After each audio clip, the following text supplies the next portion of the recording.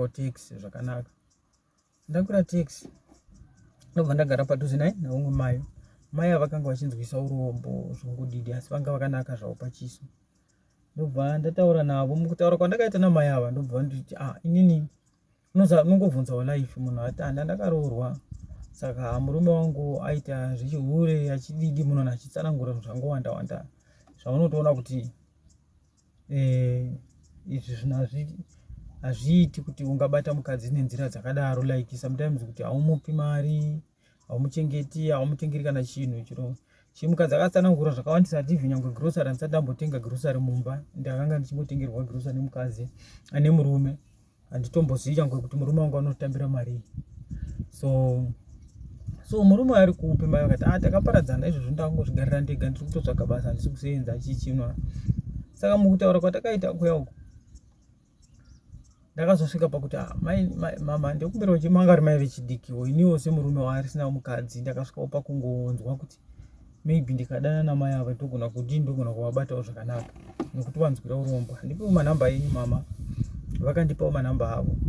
Vandipa manhamba avo kudaro takatanga kutaura tese titaura tese ndofunga kwemazuva anokanaka mwedzi. Pakazosvika panguva yekuda kuvhakachirana. Ndobva ndaita sei? Ndobva ndabva vakanditi kumba kwangu kwandiri kugara kwakasununguka nditongori pai pane kamwe imba yandinongogara yandakakumbirwa nevamwe vanhu kuonana santinuka.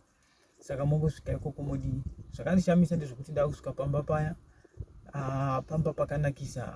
Location yavanga vanditumira yakanakisa. Pakanaka mudzimba dzakanaka mutauni. Ndokutori kumacomplex. Ndasvika paya ndobva ndati ndokwamunogara kuno ukanzi ndotogara kuBoys Sky kuseri kudzimba kurume kuseri mwinchi chingopindai. Ndakapinda zvisinei mai vaindobva vandigamuchira. Saka pakundigamuchira kwavakandita vakanditi rega ndite sei ndipinde nemain house ndinoudzawo vanhu kuti pane muenzo wandaita panapa ndita. Saka ndapinda paya mumain house makavharwa door. Mavharwa door vakabva vapinda neni vakabva pamwe nechimwana changa chagara kwanzi havaendipi chichiva namama kukanzi vabuda. Hameno kana chimwana changa chatipirwa. Saka vati chabuda ndobva vati hatigari zvedu. Panguva yatakanga takagara mumba imomo mufuru makauya chikafu ndobva chadhiswa chikafu ndobva tadya. Panguva yavakadya chikafu indakanzwa hope. Handizivi chakaitika ndakatanga kunzwa hope. Ndobva ndarara. Ndakangozongorara pasofa. Saka pakurara kwandakaita pasofa handidi kukuudzai nhema vedu we. Zvekufamba tichingonyenga vakadzi vatisingazivi izvi handidi kuchezera. Ndakapepuka mangwana acho. Ndichipepuka mangwana acho ndakapepuka mubedroom ndakarara. Ndakanyatsopepuka ndofunga usiku hwese handizivi ndakarara sei kana ndakasenda. Ndakapepuka mangwana acho. Ndakapepuka ari mangwana acho pamubhedha pandanga ndakarara pakanga pane nyoka hombe. Pakanga pane nyoka hombe. Nyoka iyi ndakavhunduka ndobva ndasumuka ndikamira. Ndokubva nyoka yandisumudza musoro yakanditarira ikati ndiye mukadzi wawakanyenga mutaxi. So hama dzangu handidi kukunyeperai. Izvo zvino kutaura kwandiri kuita panapa handitomborari. Saka ndiri kutsvaga rubatsiro. Kubva kwandakaita ipapo rega ndikuudze kuti ndakazobva sei. Ndichibva ipapo munhu uya akandipa mari akati mari yetaxi iyo 10,000. Akanyatsondipa 10,000 yakasungwa ma 100 rand akatoiswa chipini akaiswa kapini kaya kamwe akaita kewaya akatopinwa kanzi ndo mari yetransport yekuenda kumba. Zvakaitika ipapo akazoti pandakavhunduka paya ndichinda ndichinomira uko akabva ati ndo mukadzi wawakanyenga. Nyoka yandobva yanyangarika ichinyangarika mukadzi uya ndobva avhura door achiuya mumba.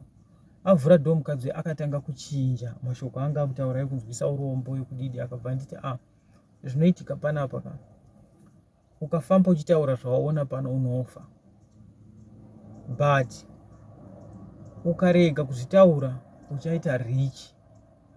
Ndokumbira kuti zvichengetwe pamwoyo pako izvi zvaiyo zvawaona iwo. Handinawo murume, pfuma yese yandinayo murume wangu akatofa afamba achiudza vanhu. Saka pfuma yese yandinayo imba ino yese ichave yako. Motikari dziri kugaraji dzichave dzako neni kana ukarega kuudza vanhu. So kana ukarega kuudza vanhu tichararama zvakanaka, mari yetransport, ndobva ndapiwa mari yetransport, ndobva ndabuda. Ndichibuda pandakanobuda ndichinoti mudining chimwana chiya chandakaona nezuro chiya, ndobva ndasangana chakabata mopo nekabhaketi, ndobva chatotanga kutonditi dheti. Chimwana icho chakati dheti mamukasei, zvake zvese hazvina kundibata zvakanaka. Ndapedza ipapo mukadzi uya uyu akabva atonditi ndakuti ndakuda kungoenda chindiregedza ndiende, ndobva nditi aubudi pano netsoka, ndinokwidza motikari.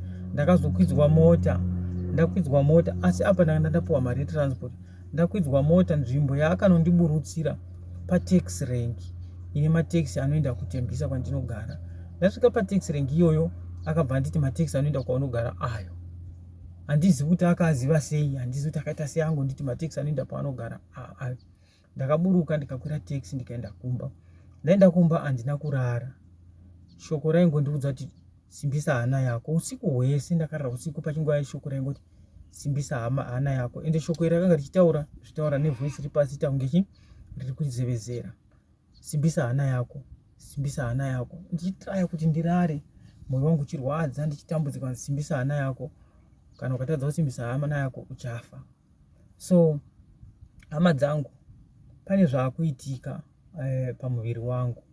Majoini angu ese handisina simba. Ndine dzimwe nguva dzekuti ndinonzwa sekuti ndiri kudyiwa mukati memajoini angu.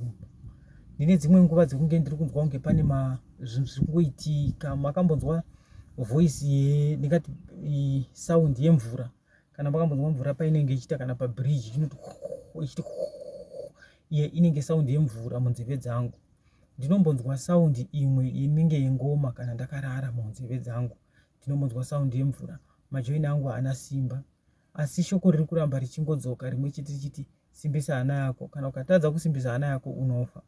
So handisi kunzwisisa kuti ndakatodara nemukadzi wechikwambo, ndakatova nechikwambo chemukadzi here, kana kuti chii chaitika.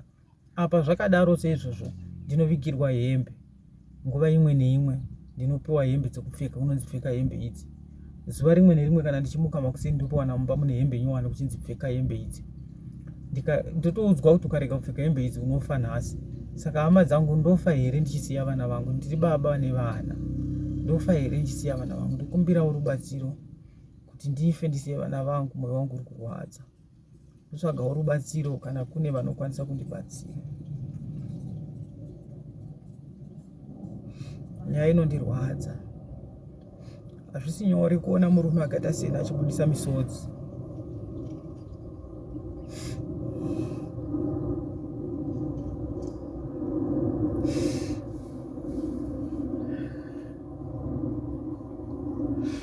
Hazvina kunaka.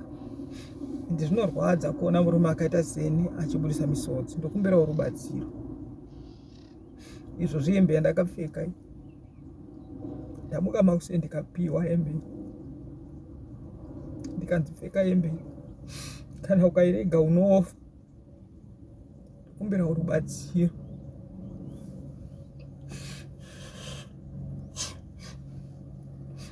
Ndokumbirawo rubatsiro kana pane vanokwanisa kundibatsira.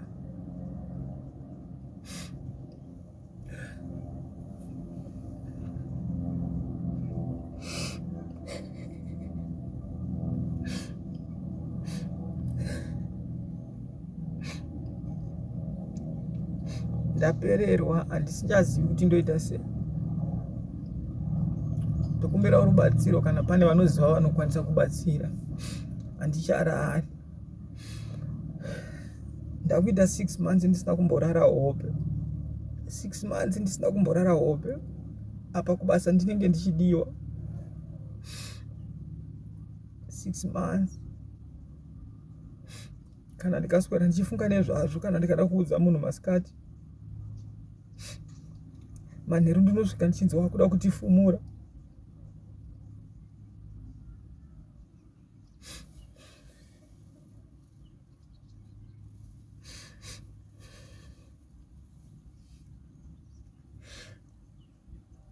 Izvozvi ndataura so, handifungi kuti ndingarara nhasi. Ndapiwa hembe nyowani nhasi makuseni ukanzipfeka. Ukarega kupfeka hembe iyi unofa. Ndikabva ndati haisiyo yekubasa kwandinoshanda.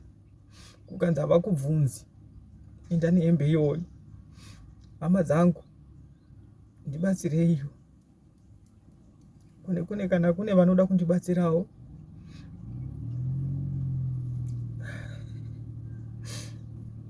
zvakaoma.